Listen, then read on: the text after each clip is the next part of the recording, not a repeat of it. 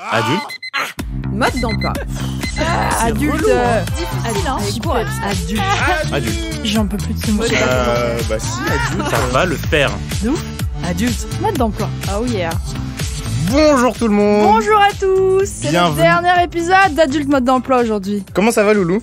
Un peu triste de cette fin de saison. On a parlé de beaucoup de choses cette année. C'était intense. C'est une larme qui coule sur ta joue? Oui, je suis en larmes. La fin, le dernier épisode d'une série de plus de 80 quand même, donc on est un peu ému, très content quand même. On espère que vous allez trouver dans cette série de quoi devenir adulte. Ou que vous allez trouver chaussures à votre pied et réponses à vos questions. Aujourd'hui, on n'est pas tout seul, Louane. Non, là on est entouré de 4 paires d'yeux, donc de 8 yeux qui nous regardent. C'est ça. Pas un invité, pas deux invités, pas trois invités, quatre invités. Nous sommes avec Déborah, Ezo Lauriane et Bernie. Waouh, on a bien bossé ça. On a bien bossé. Comment est-ce que vous allez, les amis? Super, bonjour à tous. Ça, c'est Bernie. Salut. Moi ça va, je suis un peu stressée mais ça va, c'est Lauriane. Lauriane, Ezo, ça va? Ezo, ça va très bien, ouais, bonjour à tous. Bonjour, je suis un petit peu impressionnée d'être là, mais ça va être cool. Voilà. C'est trop chouette de vous avoir. On va parler de grands sujets et de sujets qui vous ont fait vous sentir adulte pour la première fois. À quel moment on se sent adulte dans la vie? C'est ce qu'on va essayer de débusquer aujourd'hui. Du débusqué. On débusque. Bon bah c'est parti, on commence avec qui, Loulou? On est prof aujourd'hui. T'as envie va de commencer choisir. avec qui? Quel est ton préféré? La personne qui a le plus peur? Non. Non, on va commencer avec Ezo. Bah ça marche, je sais pas si j'ai le moins peur, mais allez, allons-y. Qui es-tu, Ezo? Ah, alors je m'appelle Ezo, je suis originaire de Toulouse, je suis franco-américain, j'ai Wow. 26 ans. Attends, déjà, pardon. Attends, excuse-nous. C'est incroyable. Comment ça? C'est stylé, c'est beaucoup trop stylé déjà, de 1. Oh, je sais pas si c'est si stylé, mais ouais, en tout cas j'ai un parent français, un parent américain, et voilà. Trop stylé. 26 ans, officiellement adulte depuis 8 ans, mais officiellement. Tu t'es senti adulte à partir de quand, toi? Genre, il y a un truc qui t'a fait dire, wow, ok, on y est. Non, pas du tout. Bah non, en vrai, je me sens assez adulte parce que voilà, comparé à 18 ans, bah je suis plus mature, j'ai plus d'expérience, tout ça, mais en même temps, je me sens pas complètement adulte. Je sais pas, j'en parlais avec un pote et en même temps, on se disait qu'on se sent jamais vraiment adulte et c'est peut-être ça aussi qui fait un peu qu'on est adulte, qu'on se rend compte qu'on n'est jamais vraiment adulte. Je sais Ouais, pas. c'est vrai ça. C'est une belle philosophie. Et du coup, est-ce que t'as galéré à trouver ta voix? Est-ce que c'est ça ton sujet du jour en fait? Ouais, c'est le sujet du jour, ouais. T'as bien bossé, toi, hein? Moi, j'ai bien bossé, j'ai révisé chacun des sujets. C'est quoi ta voix en fait là en ce moment? Et pourquoi tu dis que t'as galéré à la trouver? Bah déjà, ma voix, j'ai un peu plus de direction. Je sais pas dire qu'est-ce que c'est ma voix exactement, mais en tout cas, c'est vrai que depuis le lycée, c'était toujours un peu difficile quand il fallait choisir un peu, déjà le parcours scolaire, quelle filière faire et tout ça. J'aimais bien les sciences sociales, j'aimais bien les sciences naturelles. Donc, depuis l'adolescence, je trouvais ça dur de savoir ce qu'on voulait faire d'un point de vue professionnel. Et ça m'a suivi pour le reste des études, pour les emplois, les stages et tout ça. J'avais pas mal de trucs qui m'intéressaient, mais sans forcément avoir une passion qui m'emballait vraiment pour faire ça de ma vie. Donc, c'était un peu la galère de ces premières années d'adulte. D'accord. Et aujourd'hui, t'as trouvé un truc ou t'es encore dans... J'ai eu plus de direction, on va dire, en tout cas. Je sais que j'ai envie de travailler, en gros, dans les sujets qui touchent au changement climatique. Je suis moins perdu comme avant, où vraiment, je savais pas du tout où j'allais. J'ai plus de direction sans avoir une voie très tracée. Je sais pas, si on parle d'être adulte, je pense qu'aussi, c'est, en devenant adulte, faut aussi savoir un peu, peut-être, équilibrer ce qu'on veut dans la vie aussi, plus que professionnellement. Donc, tout ce qui est personnel, par rapport à où est-ce qu'on veut vivre, je sais pas, qu'est-ce qu'on veut de nos relations amicales, amoureuses, familiales, tout ce qui nous rend heureux dans la vie, en fait, je pense que ça rentre aussi dans la question de qu'est-ce qu'on veut de notre vie. C'est clair. J'ai l'impression que c'est quand même un sujet qui concerne beaucoup de gens. Moi, je me reconnais dans ce que tu dis, parce que pareil, depuis le collège, c'est l'enfer. On nous demande quoi faire de nos vies, quoi. Moi, j'ai tenté plein de trucs. J'ai tenté les études, c'était un enfer. J'ai tenté d'autres études, c'était un enfer. Et du coup, je suis troubadour maintenant. Et toi, t'as fait quoi? T'as changé de vie, t'as changé de filière, t'as réussi à faire des choix. J'ai pas eu le choix, j'ai dû faire des choix de toute façon, ouais. Mais non, moi j'ai pas forcément eu des gros changements. Après, j'avais eu cette chance du coup de faire mes études aux États-Unis, comme ma mère elle vient de là-bas et que j'avais vécu là-bas. Et là-bas, la philosophie par rapport à l'éducation, c'est un peu plus ouvert, donc on peut essayer plus de choses un peu plus tard qu'en France où on est vraiment forcé à choisir plus tôt. Moi, ma stratégie, c'était un peu en avançant, essayer de garder des portes ouvertes pour éviter de se renfermer dans un chemin tracé trop tôt. Et en plus de ça, je pense essayer plein de trucs, essayer plein de choses différentes, parce que c'est en étant un peu proactif et en essayant des expériences différentes qu'on apprend aussi un peu à voir qu'est-ce qu'on aime pas, et du coup, qu'est-ce qu'on va vouloir faire. T'as vécu longtemps aux États-Unis? Ouais, 8 ans au total. En fait, j'ai fait un peu des allers-retours à partir de l'âge de 10 ans plus ou moins. Donc, c'était un peu des départs de Toulouse, de là où je viens, jusqu'aux États-Unis. Après, je revenais un an, je repartais. C'était un peu... Ouais, ça a dû être dur. Ça a joué ça. Ça a joué comment sur ton cheminement vers l'âge adulte? Déjà, c'était enrichissant. Quand j'étais plus jeune, c'était cool parce que c'est enrichissant d'un point de vue linguistique, culturel. Ça fait des expériences assez variées. C'est chouette. C'est aussi difficile parce que ça fait des départs un peu douloureux, des revoirs qui sont pas forcément faciles. Mais une différence après, c'est qu'avant, c'était un peu tracé pour moi parce que je suivais un peu mes parents et c'était pas forcément moi qui décidais. Mais à l'âge adulte, c'est nous qui prenons nos décisions. Donc, J'étais un peu enraciné comme ça dans 2 endroits, mais maintenant que j'arrive à l'âge adulte, que c'est moi qui est plus acteur de ma vie, c'est plus moi qui vais choisir où est-ce que je veux m'enraciner et où est-ce que je fais ma vie. Quoi. Donc c'est un peu la différence entre ça quand j'étais plus jeune et l'âge adulte maintenant. Ok. Et Zo qui cale quand même le fait qu'il est plus bilingue que nous tous ici quand même. Et du coup, comment t'as réussi à un peu mieux te comprendre, justement, à un peu plus prendre tes responsabilités d'adulte pour trouver vraiment quelque chose qui te plaisait? Est-ce que t'as commencé un truc qui te plaisait pas du tout et t'as changé? Ouais, comment t'as fait pour plus te connaître, quoi? Déjà, je pense qu'il faut réussir à s'écouter. Et ça, je pense que c'est un truc qui est pas forcément facile. Perso, je sais que ça passe par beaucoup de conversations avec des proches, avec qui je peux être honnête et vulnérable et tout ça. Mais je sais qu'il y a des gens, par exemple, ils aiment beaucoup écrire pour mieux se comprendre. Je pense qu'il faut aussi être patient. Comme je disais tout à l'heure, il faut faire des expériences différentes pour un peu prendre le temps aussi de se comprendre, d'essayer des choses qu'on n'aime pas. Accepter qu'il faut vivre un peu avec cette incertitude et que ça viendra un jour, qu'on va arriver à mieux se comprendre et comprendre ce qu'on veut faire, mais que faut vivre avec cette incertitude, c'est tout. Et du coup, tu parlais des 2 cultures, ça trop cool, que c'était un peu différent aux États-Unis. Pour nous qui sommes en France, est-ce que tu as des conseils pour essayer de s'affranchir de ce que les gens, nos parents, nos potes attendent de nous? Tu vois, parce que des fois, on s'attend à ce que tu passes le bac à 18 ans et qu'à 25 ans, t'aies un taf. Si je devais donner un conseil, je renverrais vers vraiment trouver des gens avec qui on est confortable, avec qui on peut être honnête, avec qui on peut être vulnérable, et vraiment en parler. Et je pense que ça peut beaucoup aider à prendre un peu d'assurance en toi, parce que s'il y a d'autres gens, que ce soit des proches ou la société, qui a aussi des attentes envers ce qu'on doit faire quand on est jeune, si on arrive à en parler bien avec des gens et à prendre un peu d'aisance dans ce qu'on fait, c'est, je pense, pour moi le plus important en tout cas. Si je prends un exemple de ma vie, je sais que j'ai eu la chance d'avoir pas mal de soutien de mes proches, mais de la société, parfois on attend certaines choses, donc personnellement, par exemple, entre ma licence et le master, j'ai voulu aller à l'étranger pour enseigner l'anglais. Et je sais qu'en France, j'avais un peu cette impression que c'était faire une pause dans les choses sérieuses. C'était, tu arrêtes tes études, tu fais cette aventure un petit peu et après tu reprends tes études. Et quand je parlais souvent aux Américains, par exemple, mais même aussi d'autres, des amis souvent d'Europe du Nord, ils voient ça comme complètement normal, comme une partie du développement personnel qui rentre aussi du coup dans le développement professionnel. Et c'était vu de manière un peu plus sérieuse. Pas tout le temps, mais c'était souvent un peu un ressenti. Et au final, t'as fait une pause dans les choses sérieuses? Et du coup, j'ai fait une pause dans les choses sérieuses, ouais. T'es revenu faire un truc complètement différent que l'enseignement d'anglais? Ouais, c'était vraiment, j'ai fait ça pendant 1 an. C'était rien à voir avec ce que je fais maintenant, mais c'était une partie de mon développement personnel et même professionnel au final, parce que en enseignant, on apprend quand même des choses. Bah ouais, c'est clair. Mais c'est vrai que j'en parlais avec des gens qui me connaissaient bien, qui trouvaient ça vraiment cool, et je prenais un peu d'assurance en parlant avec certains proches, quoi. Ok, donc élargir peut-être le cercle et en parler à du monde autour de soi, quoi. Ouais. Ok, sacré parcours, hein. Ouais, tu nous as donné beaucoup de choses là, Ezo. Envie de partir déjà, ouais. Tu nous as donné des leçons d'adulte, là. Est-ce que tu te sens adulte?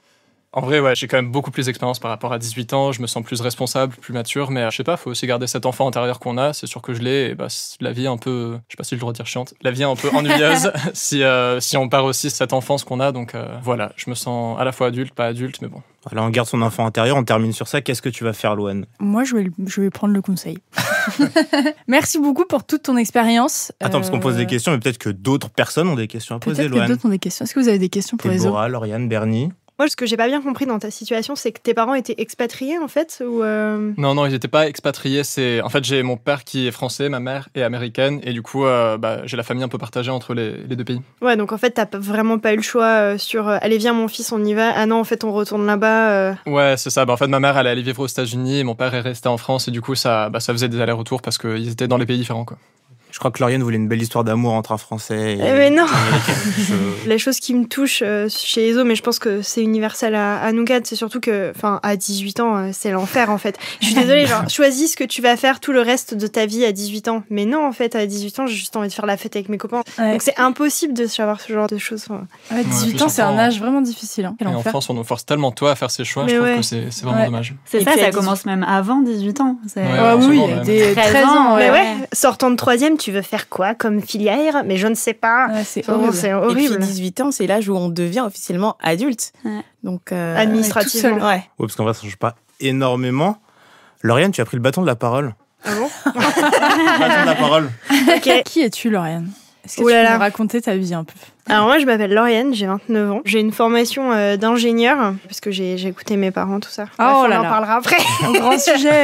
Et du coup, là, je suis en plein dans une reconversion professionnelle vers le métier de réflexologie. Et c'est trop bien. C'est quoi la réflexologie exactement? En fait, tu viens stimuler des zones du pied, de la main, de la tête, des oreilles. Tu dis ça, j'ai des frissons dans le dos. On fait ça après si tu veux. En fait, c'est pour travailler sur certaines choses, genre les problèmes de sommeil, les problèmes de transit, du stress, les douleurs dans le corps. Enfin, ça peut être beaucoup de choses. Wow. Donc, c'est vraiment du soin. Et c'est trop bien. Parce qu'en fait, moi aussi, je suis secouriste à la Croix-Rouge. Et en fait, je fais des gardes avec le SAMU et les pompiers. J'avais beaucoup de mal avec la douleur en fait de la victime entre chez elle et jusqu'à l'hôpital.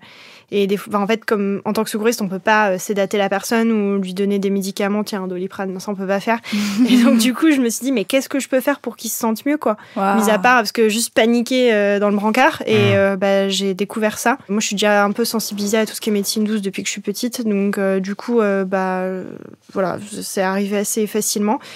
Et au début, c'était sur la main, donc je disais, ah, trop bien. Donc, je me souviens très bien d'un gars qui avait un lumbago, en fait, mais un truc vénère. J'ai commencé à lui masser un peu la colonne vertébrale, donc c'est vraiment sur le côté du pouce et du coussinet, je sais pas comment on appelle ça, mais voilà. Et ça lui a fait vachement de bien, et j'ai vu son pouls descendre sur le moniteur, et ça m'a fait trop du bien. Je me suis dit, oh là là, c'est trop fou.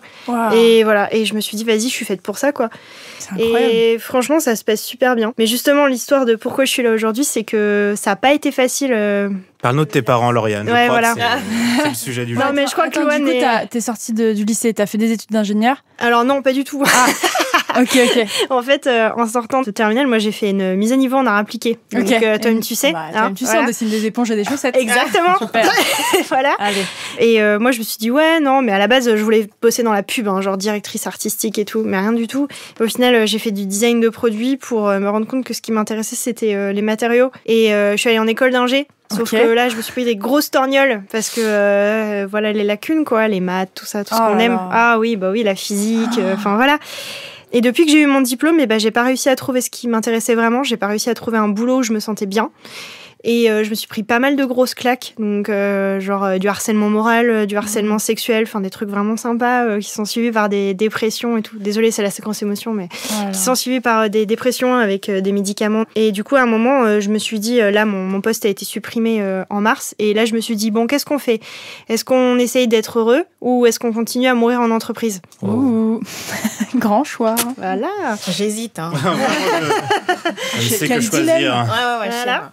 Et du coup, je me suis dit, mais allez. Et là, j'ai dit à mes parents, bon, j'ai choisi un truc là. Je voudrais arrêter d'être ingénieure et je veux faire de la réflexologie plantaire. Déjà, ma mère, vous auriez dû voir sa tête. Désolée, maman, je t'aime, mais voilà. Et non, mais la pauvre, déconfite totale. Mon père était un peu plus récepteur parce que il est ostéo. Donc, du coup, il connaît tout ça. Ça marche mieux pour lui. Ma mère, compliqué parce que c'est le côté sécurité financière, tu vois.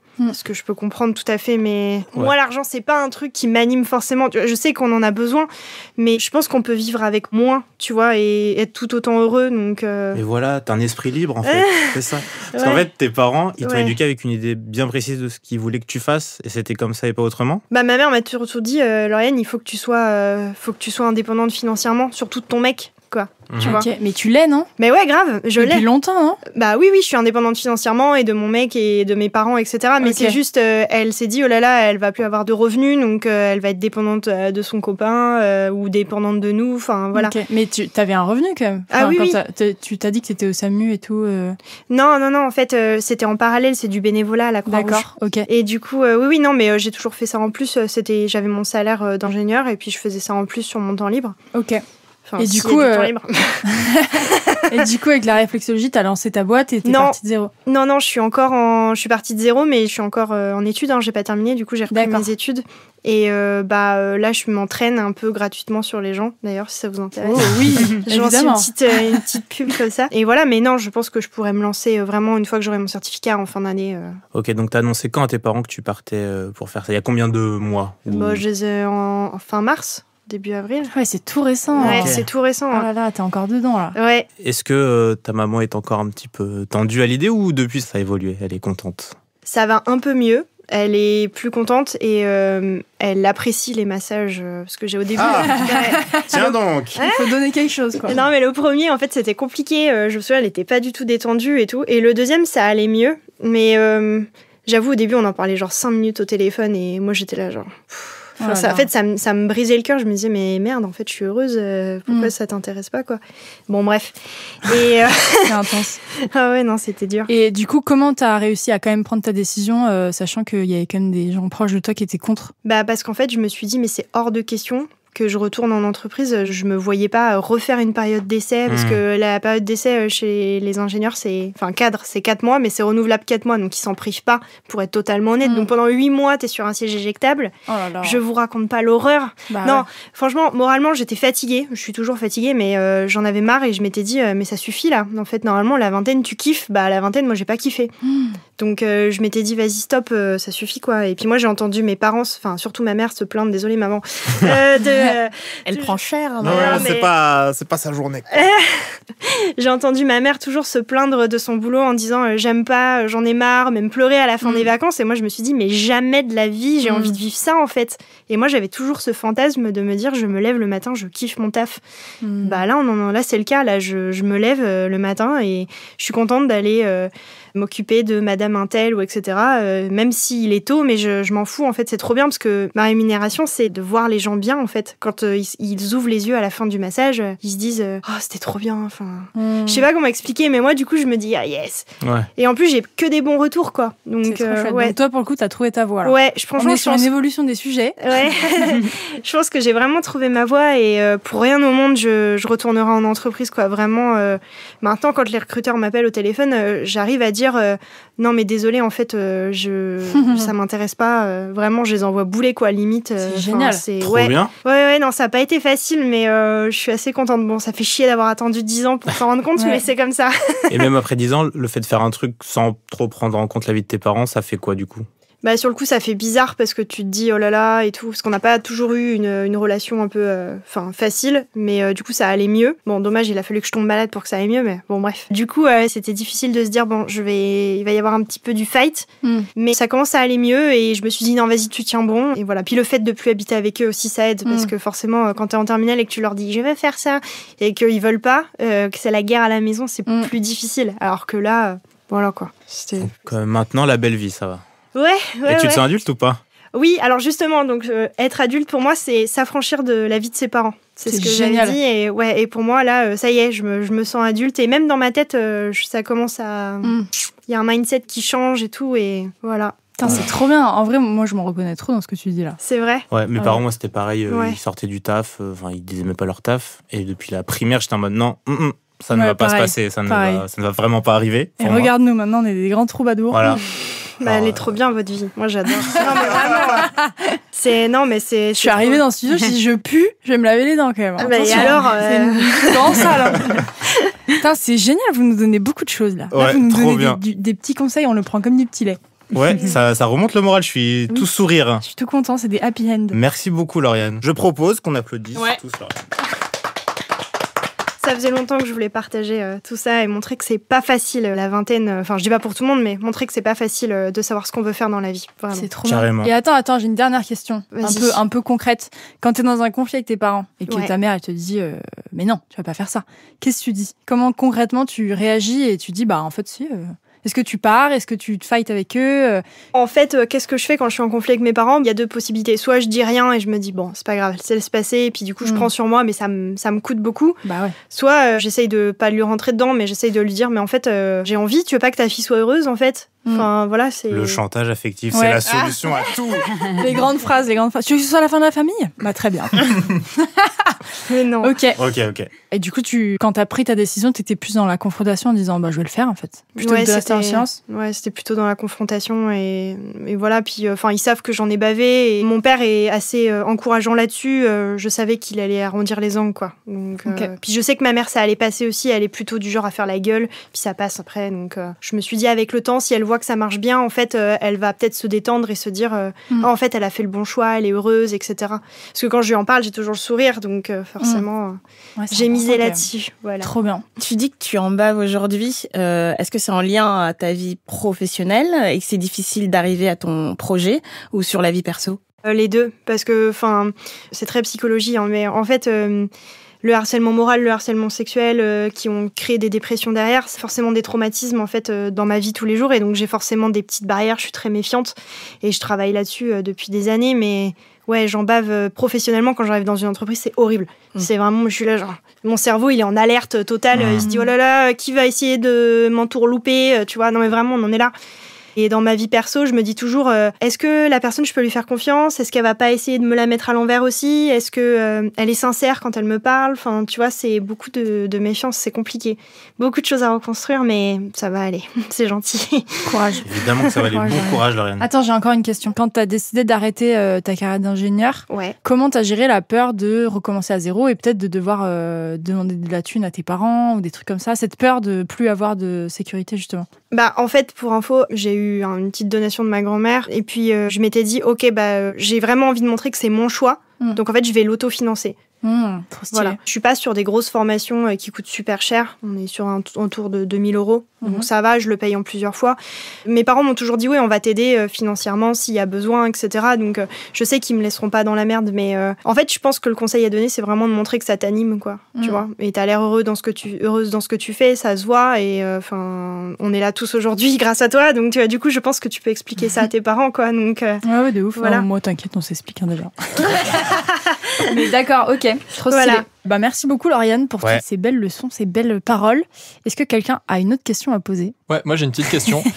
C'est très personnel, du coup, je sais pas. Non, vas-y, mais j'ai pas de. C'est une safe place ici. Ouais, c'est une safe place pour moi. Voilà. Mais du coup, ma question, donc t'arrives à t'affranchir comme ça de la vie de tes parents ou de ta mère. Est-ce que maintenant que tu vis avec ça, tu vis quand même avec une envie d'avoir sa validation sur ta reconversion? Ou de prouver. Toujours un truc qui te tracasse un peu, qu'elle va voir que t'es heureuse, que du coup elle va être contente pour toi. Alors, au début, oui, j'avoue que j'avais besoin, mais c'est hyper puéril, tu vois, c'est ça qu'il faut qu'on arrive à enlever de notre tête, mais j'avoue qu'au début, c'était, j'aimerais bien qu'elle me dise, c'est bien ma fille, enfin, des trucs, bref, voilà. En fait, il faut apprendre, je pense, avec l'âge, à devenir un peu égoïste. C'est moche, mais c'est comme ça. Ah, Déborah est d'accord. Ouais, non, c'est pas moche elle a du fait un tout. grand oui. Il faut apprendre à devenir égoïste et à s'écouter.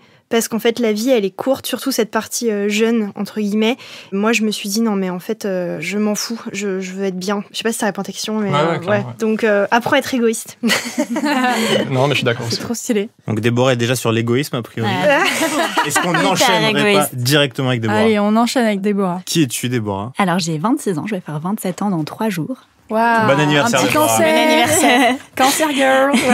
Et donc voilà, moi je travaille dans la production à la radio, donc j'ai plutôt l'habitude d'être derrière le micro, enfin en coulisses que derrière le micro, donc c'est un petit peu impressionnant et c'est chouette aussi de voir ce que ça fait. Et moi, je viens de vous parler de mes angoisses, de mon rapport à l'anxiété. Voilà. Donc, si jamais ma voix tremble un petit peu ou si vous me sentez un peu stressée, c'est normal. D'accord.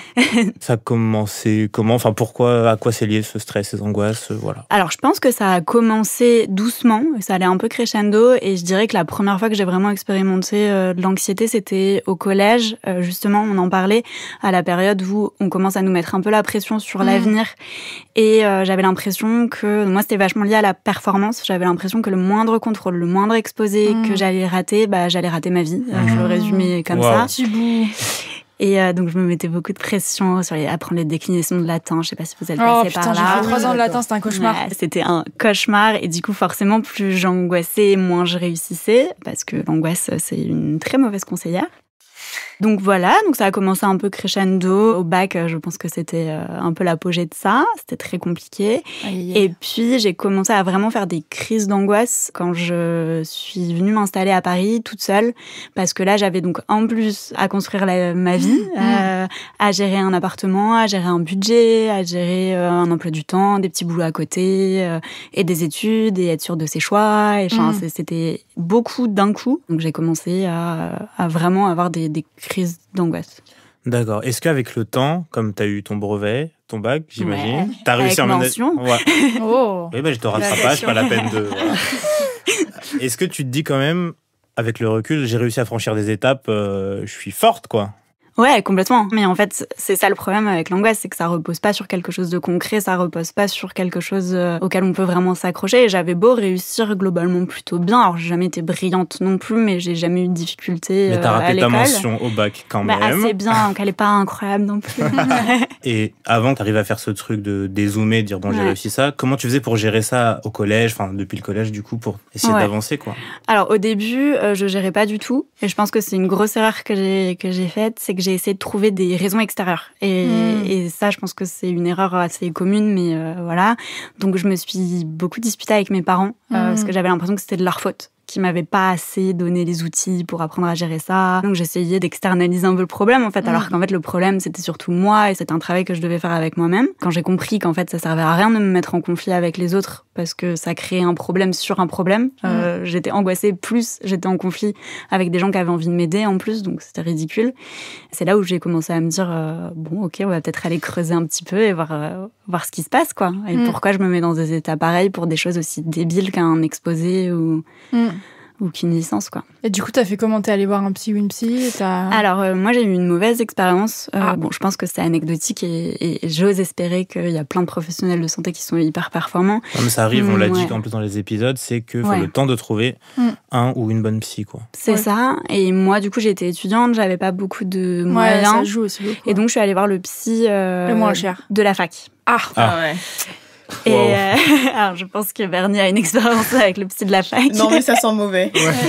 C'était pas la meilleure idée parce que je pense qu'il lui il est formé pour gérer les urgences et donc moi je suis arrivée avec mes petites angoisses. Il m'a posé 3 questions. Est-ce que tu as une vie sociale épanouie? La réponse était oui. Est-ce que tu dors bien la nuit? J'ai jamais eu de problème de sommeil, donc oui. Et est-ce que tu t'alimentes correctement? Et la réponse était oui. Donc il m'a dit, bon, je pense qu'il n'y a pas de problème.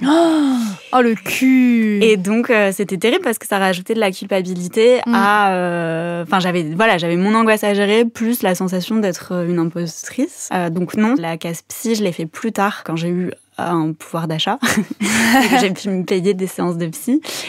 Sinon, non, moi, j'ai beaucoup... Alors, c'est très cliché, c'est très développement personnel, mais je suis passée par l'écriture, beaucoup. Donc, dès que je ressentais des moments d'anxiété, j'écrivais ce que je ressentais. Donc, ça commençait toujours par « je me sens » et j'enchaînais. Donc, souvent, c'était toujours la même chose. Hein. Je me sens submergée, je me sens anxieuse. Voilà. J'essaie de comprendre en fait ce qu'il y avait derrière. Et le fait de le matérialiser par l'écrit, ça permet aussi de me rendre compte que c'était pas si colossal que ça. Souvent, on se fait des montagnes pas possibles de j'ai une angoisse qui prend toute la place et qui prend beaucoup trop de place. Et en fait, ça remplit qu'une page d'un carnet. Donc, c'est pas grand-chose. Et tu nous parlais t'avais pas beaucoup de thunes et tout. Comment t'as géré ça? Parce que c'est souvent une source de stress aussi. Moi, je vois, j'ai des potes qui sont en galère et tout. C'est vraiment un gros stress de vie, quoi. Est-ce que t'as vécu ça? Est-ce que ça t'a fait angoisser plus? Énorme. Ouais, moi je viens d'une famille qui a pas énormément de moyens. Je suis la dernière d'une famille nombreuse, donc clairement mes parents pouvaient pas m'aider totalement. Alors heureusement en France on a des aides quand même pour ça, donc j'ai pu bénéficier de bourses et ce genre de choses. Mais moi du coup je suis arrivée à Paris avec vraiment l'impression que j'allais devoir survivre et je me suis mis en posture survie. Donc je regardais mes comptes tous les jours. Je me rappelle les premiers temps je m'étais fixé un budget de 12 € par semaine pour les courses. Ah ouais. Donc je mangeais des boîtes de conserve. Et en fait, petit à petit, j'ai appris à lâcher et j'ai appris aussi à me rendre compte qu'il y a des situations dramatiques, hein, bien sûr. Mais moi, c'était pas le cas. Et moi, je pouvais m'accorder des petits plaisirs de temps en temps sans que ça ait non plus un impact énorme, quoi. Ok. Et comment t'as fait justement pour apprendre à gérer ton budget? Est-ce que c'est un truc qui t'a moins stressé quand t'as su un peu plus gérer? Complètement. Ah ouais, complètement. Je pense que c'est par l'expérience, en fait. Tout simplement, quand je me suis rendu compte que avec mes courses à 12 € par mois, déjà, je mangeais mal. Et en plus de ça, il me restait de l'argent sur mon compte à la fin du mois, alors que clairement, quand on est étudiante boursière, l'idée, c'est pas d'épargner. Hein. Voilà, j'allais pas épargner sur mes bourses, hein, et pourtant c'était le cas. Je me suis dit bah ouais, j'ai le droit en fait d'aller boire un petit verre avec mes copines après les cours, ça me fait du bien, ça me permet de décompresser. La vie sociale c'est hyper important et en fait j'ai appris à mettre l'argent à la bonne place et à en faire un outil et pas le Graal absolu où il fallait que j'ai toujours un minimum sur mon compte en banque, quoi. Ok, donc si on résume les tips pour celles et ceux qui seraient angoissés, là, ce serait quoi pour toi? Je pense que c'est cliché, mais d'en parler et de dédramatiser, en fait. Vraiment, de dire ça arrive à tellement de personnes. En fait, moi, depuis que j'en parle, je me rends compte que j'ai plein d'amis qui sont concernés, j'ai plein de membres de ma famille où j'avais aucune idée, mais qui, en fait, ont vécu des crises d'angoisse. C'est hyper commun, à des degrés différents, bien sûr, mais c'est hyper commun. Donc, en parler, déjà, pour dédramatiser, décentrer le problème. Et puis, si on n'ose pas forcément en parler, écrire, hein, vraiment, moi, c'est ce qui m'a beaucoup, beaucoup aidée. Ok. Et tu penses que tu as dépassé ça aujourd'hui? Ou est-ce que tu es encore dedans? Non, dépassé, non. J'ai toujours un fond d'anxiété qui est là. Mais disons que je l'ai apprivoisé. Maintenant, c'est plus un monstre terrible qui me paralyse chez moi. C'est un petit chaton un peu chiant, quoi. Ok.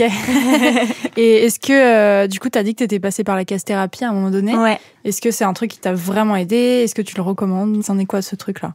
Oui, je le recommande, bien sûr. Après, c'est pas la solution miracle non plus. Il faut pas penser que voilà, je vais aller voir une psy, donc c'est la fin de tous mes problèmes. C'est le début du processus, c'est le début du chemin. Et si on n'a pas envie de régler les problèmes, de toute façon, un psy ou pas un psy, ça changera rien. Donc, je pense qu'il faut y aller avec le bon état d'esprit et avec l'envie d'aller mieux. Juste, t'as mis combien de temps entre ta première expérience psy avec un monsieur a priori peu compétent et ta deuxième expérience du coup? La première fois que j'étais voir un psy, c'était en 2016 et je crois que la deuxième fois, c'était en 2021. Donc, je suis nulle en maths. Je vous laisse faire ça fait 5 ans. Voilà, 5 ans. Et t'as quel âge là? 26 ans. Ok, et ben c'est trop chouette. Merci de nous avoir partagé tout ça. Avec plaisir. Je pense que ça va aider plein de gens parce que pareil, en fait, tous nos problèmes sont tous les mêmes.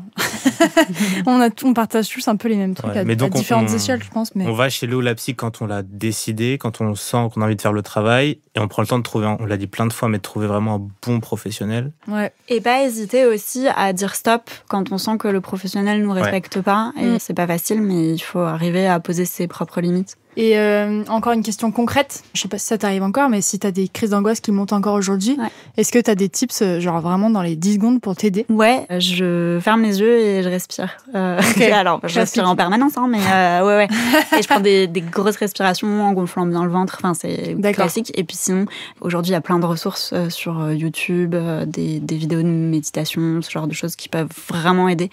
Ça paraît encore une fois un petit peu cliché, un peu évident, mais ça peut vraiment aider. Ok, trop chouette. Ok, merci beaucoup Déborah. Merci beaucoup. Avec plaisir. Est-ce que quelqu'un a une autre question à poser à Déborah? Moi j'ai une question. Ouais. Ton anxiété, tu as des frères et sœurs? Oui. Est-ce que eux aussi sont face à cette anxiété? Et si oui, est-ce que vous en discutez? Alors moi, du coup, je suis la petite dernière et j'ai une famille très nombreuse avec beaucoup d'écart d'âge. Moi, je savais pas trop ce qu'ils expérimentaient parce que je pense que j'étais un petit peu préservée de ça. J'étais un petit peu le bébé de la famille. Et je pense que c'est moi qui ai un peu ouvert le dialogue. En fait, quand j'ai décidé d'en parler assez librement dans ma famille, j'ai eu une sœur notamment qui s'est confiée, qui m'a dit « Bah moi aussi, ça m'arrive depuis longtemps. Ça commence à peu près au même âge que toi. Donc viens, on en parle et on essaie d'échanger, de trouver des solutions ensemble, quoi. » C'est génial. Trop bien. Ouais. Ça vous a aidé? Ouais. Trop chouette. Ouais. Et mutuellement, elle m'a apporté des choses et je pense que je lui ai apporté des choses aussi. Trop stylé, bah bravo et merci. C'est toi qui as pris le bâton de la parole. Allez, Bernie. Bon que toi. Je me présente, Bernie, 33 ans, j'habite dans le 95. Quoi dire d'autre? Je vais bien. Déjà. C'est une très bonne chose. Bravo. Ouais. Je viens d'une grande famille. J'ai 8 frères et sœurs. Ok. Alors, j'ai une petite sœur, un petit frère, et après, c'est que des plus grands. Bah, Déborah et Bernie, vous avez des trucs à vous dire. Ouais, on a plein de choses à raconter. Ouais. Mon petit parcours professionnel, j'ai travaillé en tant que manager chez... Je me suis rendu compte à quel point ça a été de l'esclavage. Alors, pas pour moi, mais pour les autres, parce que du coup, j'avais un poste de manager, donc ça allait, mais quand je voyais la philosophie de l'entreprise et de me dire non, moi je peux pas traiter les salariés comme ça, donc j'ai fait le choix d'arrêter. Et ensuite, donc mon papa a une société dans le BTP, donc moi j'étais la petite main pendant des années qui faisait les devis factures pour vraiment pas cher. Et puis je lui ai dit, mais en fait, papa, si ça te va, on bosse ensemble, j'arrête de travailler chez... Et ça s'est passé comme ça. J'ai travaillé avec mon papa pendant 2 ans, donc lui était 100% sur les chantiers. Et moi, je m'occupais de tout ce qui était administratif, avec l'URSSAF, le BTP, les collaborateurs, toute cette partie-là. Alors, c'était le bon plan parce qu'en fait, à cette époque, j'étais en couple. Et je me suis dit, c'est trop bien, travailler avec papa, je vais avoir du temps libre avec mon petit copain, créer ma petite vie de famille. Vraiment, mon plan était parfait à l'époque. Et pourquoi qu'est-ce qui s'est passé à l'époque? Et ensuite, je me suis rendu compte que c'était vraiment très plat de travailler qu'avec mon père. Enfin, mon père et les collaborateurs, parce que ça reste quand même de notre communauté. Donc, en fait, je ne vois personne d'autre que ma communauté. Et là, en fait, les journées étaient vraiment raplapla. Aïe. Avec cette expérience, ça a été la fin de ma relation. À cause de ça, tu penses? Non. Okay. 2 sujets totalement différents. Ok. J'ai envie de refaire un épisode sur les ruptures, purée. Les ruptures bis. Et cette période a été la descente aux enfers dans ma vie. Où je m'y retrouvais pas entre, je fais ce travail pour mon père et en même temps, c'est très flexible. Et en parallèle, non mais attendez, ça fait des années que je suis avec ce mec, mais je ne sais pas vivre seule. Ça faisait combien de temps? 9 ans. Aïe, il file. 9 ans. Mais c'est pas le sujet de ce podcast. Non, mais bon, on peut en parler quand même. Mais oui, 9 ans. Donc, c'est cette expérience qui m'a rendue adulte au passage. D'accord, la rupture. La rupture. Ça a été l'élément déclencheur où je suis une fille assez carrée, donc en fait, avoir des beaux projets, être une élève correcte, enfin, tout était très carré dans ma vie jusqu'à ce jour-là où je me suis dit, mais je fais comment maintenant? C'est quoi la suite de ma vie? Au final, est-ce que t'aimes les tomates ou tu les achetais parce que c'était ton mec qui les aimait? Tu ne sais plus qui tu es et pourquoi tu fais les choses. Wow. Et j'ai décidé de changer de vie, de changer de travail, donc j'ai rejoint une entreprise à La Défense où j'ai été en charge de l'environnement de travail. Et en parallèle, je continuais à travailler avec mon papa. Parce que je ne me sentais pas de le laisser seul sur le business.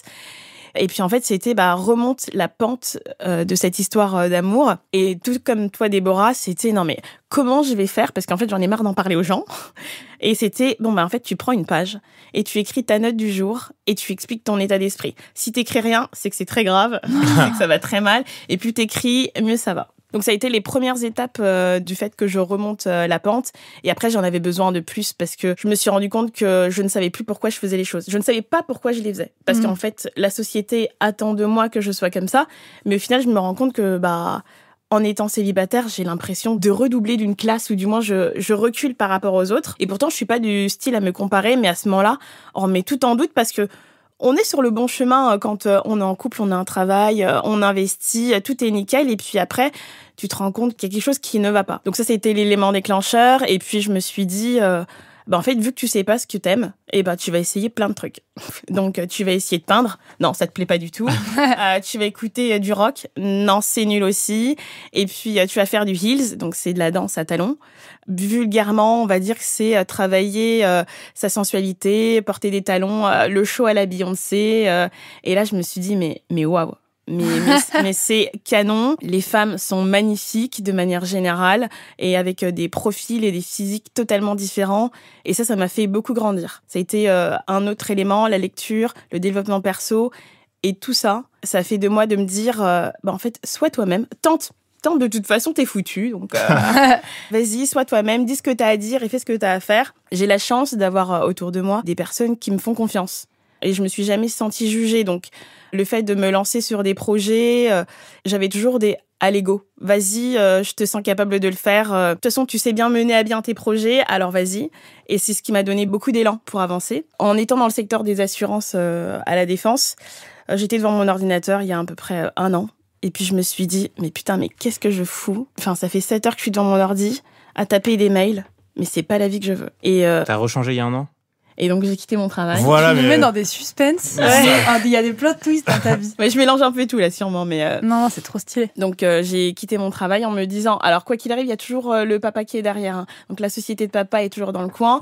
Okay. Mais je trouvais plus de sens à travailler dans cet environnement de travail où j'étais dans l'hygiène et sécurité et bien-être du collaborateur, où j'avais pas du tout l'impression de donner du bien-être aux collaborateurs. C'était un titre, en fait, plus que la réalité. Et depuis janvier, j'ai quitté cette entreprise. Je continue à travailler avec mon papa et je cherche ma future carrière professionnelle qui sera sûrement sur du coaching. Sous quelle forme? Je ne sais pas, en passant par la danse, par l'écriture, la lecture, je ne sais pas encore. En tout cas, à quel moment et comment je me suis sentie adulte, c'est quand je me suis dit que chaque action que je mène, c'est un impact. C'est un impact sur moi, sur mes neveux et nièces, sur mes frères et sœurs. Qu'en fait, on peut se dire non, mais de toute façon, ce que je fais, ça va passer inaperçu. Mais non, parce qu'en fait, tout le monde se rend compte en fait qu'aujourd'hui, je participe à ce podcast.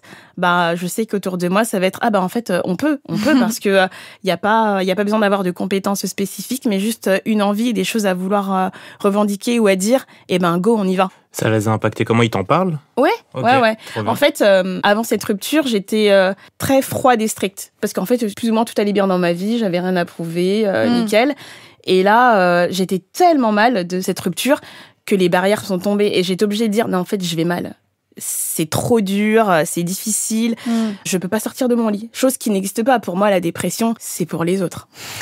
Vraiment, ça n'existe pas. Enfin, pas dans ma vie, pas dans ma famille. Et là, le fait de dire ah non, mais c'est dur, j'y arrive pas. Et en fait, je vous demande de l'aide. Chose qui n'était jamais arrivée avant. Je me suis rendu compte que les gens me rendaient tout ce que j'avais le sentiment de donner à ce moment-là. Et je me suis dit en fait, Bernie, tu peux être toi. En fait, tu peux te montrer un peu caramel, un peu marshmallow, sans te dire, en fait, pour être respectée, pour être une femme, faut être une femme dure de caractère. Au fond de moi, je sais que je le suis, c'est une partie de moi, mais aussi le caramel, c'est aussi une partie de moi, en fait. Donc, et je sais que mes amitiés fortes Le fait que je sois si proche de mes neveux et nièces, de ma famille, c'est parce que je sais, ou j'ai appris à me montrer vulnérable et de se dire ouais, nous aussi on est passé par là et on peut en discuter, et si moi aussi je vais mal, je sais que je peux en discuter, il y aura pas de jugement si on en parle ensemble. Et t'avais quel âge pour cette rupture ? 27. Ok, ça a duré combien de 26, temps, cette 27. mauvaise passe ? Elle a duré longtemps, je dirais qu'elle a duré genre 3 ans. Ok, et aujourd'hui tu dirais que donc, cette période-là, ça t'a servi, ou tu dis on aurait pu éviter quand même 3 ans un peu compliqués ? Je pense que pour que je comprenne, il fallait que je passe par là. Malheureusement, si ça avait été plus doux, l'étape, j'aurais pas appris autant. Là, le fait que ça soit dur et que je descende, mais vraiment au plus bas de la douleur, je ne pouvais que tout recommencer, et c'est ce qui m'a tout donné. Et du coup, est-ce que tu te sens adulte en étant passé par cette mauvaise passe et tout ça ? Tu te dis, voilà, c'est bon, là, je suis en haut, là. Je suis un grand adulte. Un grand adulte, je sais pas. Adulte, je dirais que oui. Tu gères les trucs d'URSSAF quand même. Enfin, je veux dire, c'est très adulte, ça. Tout à l'heure, t'as dit URSSAF, on a fait l'épisode, j'ai quand même une crise d'angoisse à l'entendre. Ah mon Dieu. Ouais, je me sens adulte. En tout cas, je pense que ce que je fais et ce que je dis a un impact, comme tout le monde autour de cette table, mais je pense qu'à partir du moment où on se rend compte qu'on a un impact, on est adulte. Waouh. Ouais, je suis assez d'accord. T'as fait beaucoup d'études ou pas ? Non. Enfin, je sais pas, je me suis arrêtée en licence. Ouais, mais ce qui est trop triste, tu vois, sur quoi je voulais rebondir tout à l'heure, c'est que, en fait, moi, j'ai fait 6 ans d'études aussi, donc 3 à 6, tu vois, c'est pas loin, mais en fait, on fait beaucoup d'études et on se retrouve 7 heures devant un ordinateur. Ah ouais. Non, mais non, en fait, non, c'est pas épanouissant. Tu vois, ça va être épanouissant 6 mois, et après, t'es là, tu fais, non, mais ça n'a pas de sens, en fait, et t'as pas envie d'y aller. Ouais. T'as pas envie d'y aller, vraiment. Puis t'es là, et ton corps, il fait, non. Tu vois, je sais pas comment expliquer, mais c'est waouh, je trouve ça chaud quand même. Faut faire du heels aussi. Ouais, danser, ça fait du bien. Putain, c'est trop chouette. Merci beaucoup pour ce témoignage. C'était beau, c'était fort. Tu as une carrière de coach qui t'attend. Moi, je me sens coachée là. Go, on prend rendez-vous à la fin. Avec plaisir. Est-ce que quelqu'un d'autre a une question pour Bernie ? Ouais, moi j'ai une petite question. Comment ça a été reçu dans ton entourage, le fait que t'essaies plein de choses, qu'il y a des choses que t'essaies qui finalement te plaisent pas, que tu changes d'avis ? Est-ce que ça a été bien perçu ou... Alors, je suis un esprit libre qui prend des risques, qui les assume et qui dit en fait tout va bien. La seule chose que je vous demande, c'est de me soutenir. Ok, c'est fort de dire ça. Ouais. Oh là là. Et de manière générale, ça passe super bien. En fait, quand j'ai quitté mon job à la Défense, je m'étais quand même conditionnée. Je fais la maline, mais je me suis dit bon, je vais dire aux parents que je vais quitter mon job. Ils étaient quand même fiers. Ma fille à la Défense, sur le papier, ça marchait bien. Mais en fait, je me tape le RER-A, c'est ça la vraie réalité. Et quand je leur ai dit, en fait, je vais quitter mon travail pour prendre 1 année pour moi et pour savoir ce que j'ai envie de faire dans le futur. Et ma mère, elle m'a dit, mais t'as trop raison. T'as trop raison. Trop et en mignon, fait, si t'as plus d'argent, tu viendras manger des pâtes à la maison. Et puis de toute façon, j'ai acheté 24 plus 4 papiers toilettes. Oh, c'est trop mignon. Et en fait, ça donne tellement de force de se dire, allez, go, j'y vais. Je sais que l'argent ne sera pas un problème. Avoir du temps libre, mais c'est tellement précieux, c'est magnifique. Je me suis dit, lance-toi parce que tu n'auras peut-être pas l'occasion de le faire 2 fois.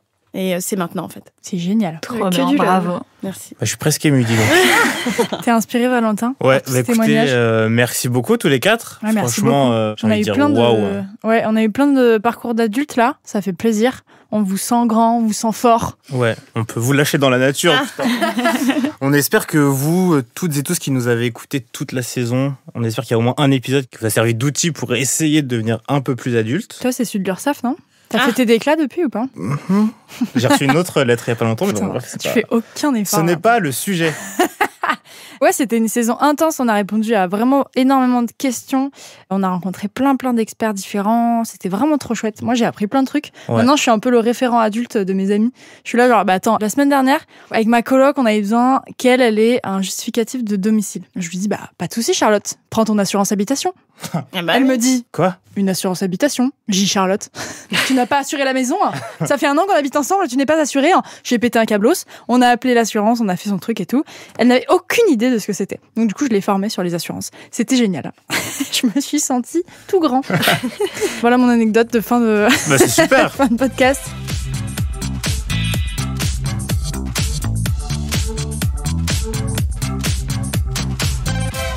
Ce qu'on peut retenir de la saison, c'est peut-être finalement qu'il n'y a pas de normes. On a entendu vraiment tellement d'expériences différentes, donc tout est ok. Sauf de ne pas avoir d'assurance habitation. Sauf de ne pas avoir d'assurance habitation. C'est vrai. Ne pas faire sa déclaration URSSAF. Ouais, voilà. C'est désagréable, Véronique. Il y a plein d'expériences différentes, autant que de personnes en fait. Donc tout est ok. Parlez-en autour de vous, les gens sont bienveillants en général, donc n'ayez pas peur. Ayez confiance en vous, prenez soin de vous. Que dire d'autre? Sortez des normes, c'est tellement boring. Mon Dieu. Voilà, s'il vous plaît. Voilà, Lauriane, plus fort. Sortez des normes, c'est tellement boring. Ok. Ouais, qu'est-ce qu'on dit pour une fin de saison où on a parlé pendant 1 an? Bah on dit, je sais pas, qu'on vous aime, bon courage. Merci d'avoir suivi. On se rejoint sur nos réseaux sociaux si vous voulez continuer à nous suivre. Sur les réseaux sociaux de Nouvelles Écoutes, Oui, Instagram tout à et fait. Twitter. Louane toujours sur YouTube et Insta parce que bientôt 100 000 abonnés. Ouais, j'ai bientôt 100K, venez me suivre. Voilà.